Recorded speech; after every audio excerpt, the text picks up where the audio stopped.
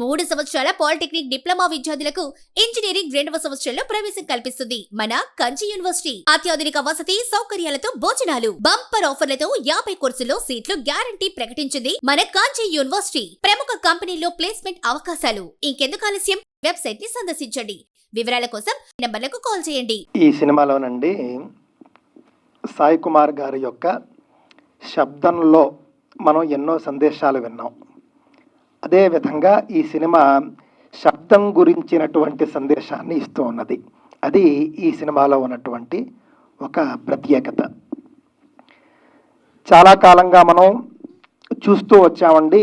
సనాతన ధర్మాన్ని, సనాతన ధర్మంలో ఉన్నటువంటి ఆచారాల్ని, దేవీ దేవతల్ని అవహేళన చేస్తూ చూపించేటటువంటి సినిమాలు ఎక్కువైపోయి వాటిని మాత్రమే చూస్తారు జనం అని అందరూ అనుకుంటూ ఉన్నటువంటి రోజుల నుండి సనాతన ధర్మం యొక్క గొప్పదనాన్ని, సనాతన ధర్మం యొక్క ఆచారాల్ని చూపించవలసినటువంటి విధానంలో చూపిస్తే కూడా జనం చూస్తారు అని చెప్పేసి నిరూపించినటువంటి సినిమాగా నేను భావిస్తూ ఉన్నానండి ఇది.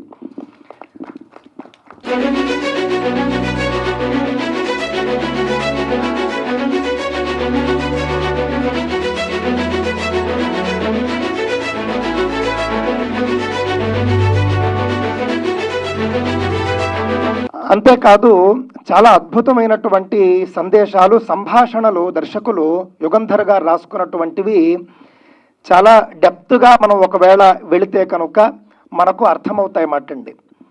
అంటే నీలో ఉన్నటువంటి అరిషడ్వర్గాలను నువ్వు జయిస్తే కనుక బయట నుండి వచ్చేటటువంటి నెగిటివిటీ నిన్నేమీ చేయలేదు. ముందు నెగిటివిటీ అనేది మన లోపల ఉంటుంది. దానిని మనం ముందుగా జయించాలి. అప్పుడు ఏ వ్యతిరేక శక్తి కూడా మనల్ని ప్రభావితం చేయలేదు అని చెప్పేసి చెప్పడం కావచ్చు.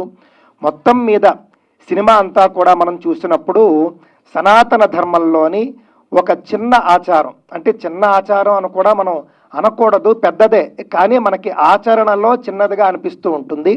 ఆ చిన్న ఆచారాన్ని తీసుకుని ఆ చిన్న ఆచారానికే ఇంత శక్తి ఉంటే సనాతన ధర్మంలో ఉన్నటువంటి పెద్ద పెద్ద ఆచారాలు, అద్భుతమైనటువంటి సాంప్రదాయాల వెనుక ఎంత గొప్ప అర్థాలు దాగి ఉంటాయి అని చెప్పేసి మీరే ఊహించుకోండి అని దర్శకుడు మనందరికీ వదిలివేశాడు అని చెప్పేసి నాకు అనిపిస్తూ ఉన్నదండి.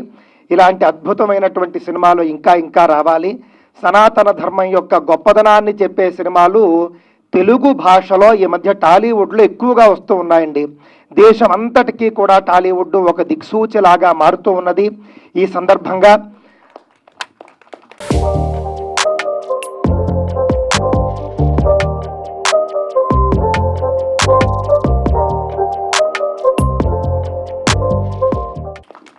దర్శకులైనటువంటి యుగంధర్ గారికి కావచ్చు, అదేవిధంగా వారి యొక్క గాత్రాన్ని ఎప్పుడో లాగానే మనందరికీ కూడా వినిపించినటువంటి సాయి కుమార్ గారు, ముఖ్యంగా కథానాయకుడు ఆది సాయి కుమార్, ఆయన చేసినటువంటి యొక్క గొప్ప ప్రయత్నం, ఆయన యొక్క నటన, సంభాషణ, ఆయన మాటలు కూడా చాలా బాగుంటాయి.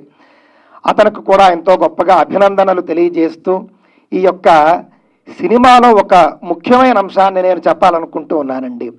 స్త్రీ కనుక నిండు బట్టతో నిండు చీర కట్టుకుని అమ్మవారిలాగా అలంకరించుకుంటే అమ్మవారిలాగానే ఉంటుంది, సాక్షాత్తుగా అమ్మవారే అని చెప్పేసి తెలియజేసినటువంటి సినిమా కూడా. ఆ అమ్మాయి ఇక్కడే ఉన్నారు.